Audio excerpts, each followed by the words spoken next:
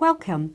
I'm Maggie Davies, and this morning I would like to share with you my special methods for completing a successful Hawaiian appliqué technique. Today I'm going to be demonstrating how to produce Irish Dreams, which is bringing in an extra colour. Normally with Hawaiian appliqué you would just have one colour, but I think it's much nicer if you can introduce a second colour.